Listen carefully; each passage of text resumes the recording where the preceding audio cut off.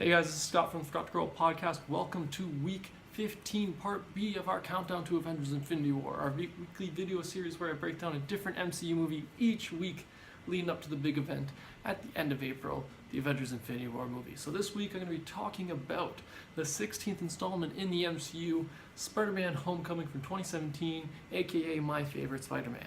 But as you guys know, if you've ever seen one of these videos before or if not, I'm just going to break down the movie quickly for you and then give you 3 quick trivia facts at the end, just to give you a quick refresher, quick reminder, quick little something before the Avengers Infinity War movie.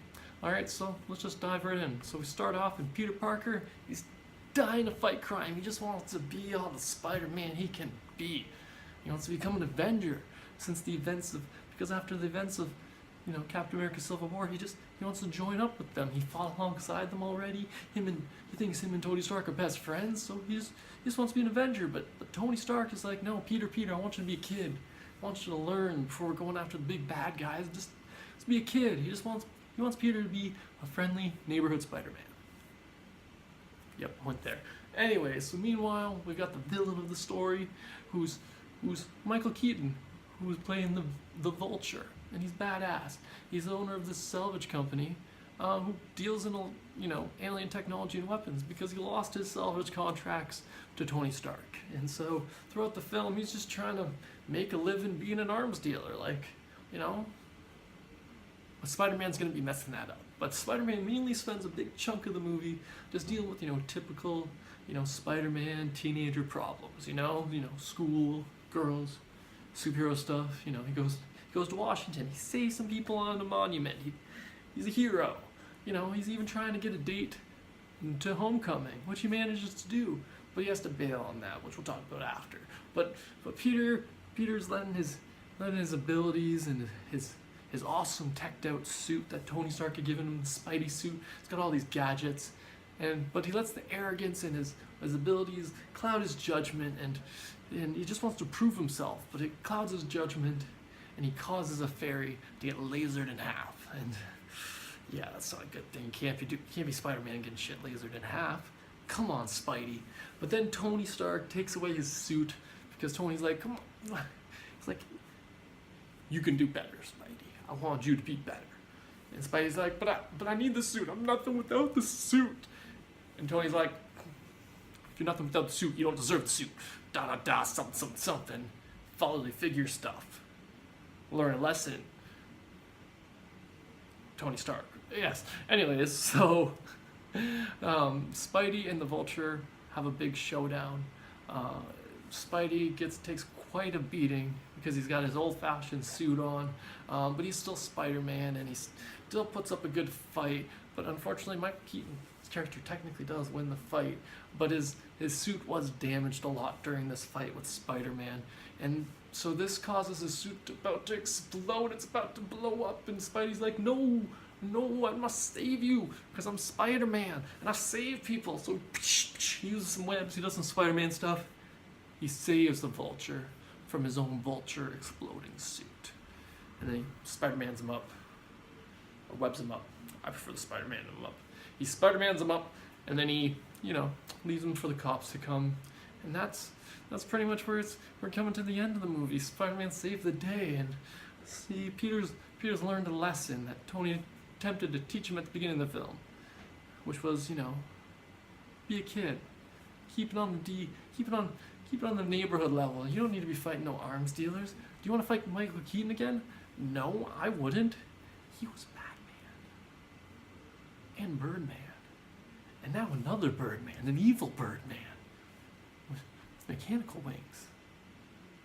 Point is, Peter learned a lesson that he gotta stay at his neighborhood level. So he declines an invitation from Tony Stark to join the Avengers full time. That's all he wanted this whole film. He learned his lesson throughout this film that he's still a kid, and that certain things are above his pay grade. He doesn't get paid enough for that. He doesn't get paid for this yet. So Tony Stark returns Peter the teched out suit, which Peter's trying to put on in his apartment as the movie ends, and his Aunt May walks in and says, "What the?" Yeah, and that's how the movie ends. We get a little Aunt May finds out that Spidey's Spidey. That's the little cliffhanger we get left on.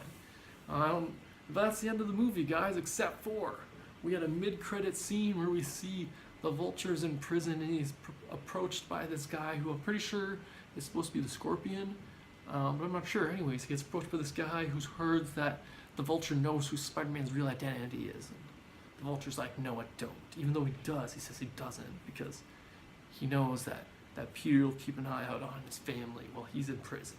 So there's a little bit of like they kind of came to a resolution almost, even though the Vulture ended up in jail and Peter was the hero. That's the end of the movie, guys. I just got 3 quick trivia facts for you before you go, unless you already left or you're leaving now. That's up to you. I don't control your lives. Anyways, 3 trivia facts I have for you today, guys. First one is that Jennifer Connelly voices the Spider-Man computer AI, Karen. Her husband, Paul Bettany, had voiced the Iron Man AI, Jarvis, and now he plays Vision. And I just thought that was a little cool that 2 different AIs designed by Tony Stark. In real life, the actors are married. I thought that was cool. Did you? Who knows? Let me know in the comments below if you like that one. Next trivia fact I have for you guys is that Tom Holland is the youngest actor at age 19 to be cast as Peter Parker. His predecessors, Tobey Maguire and Andrew Garfield, were 25 and 26 respectively when they played the role, which is way too old for a high school Spider-Man.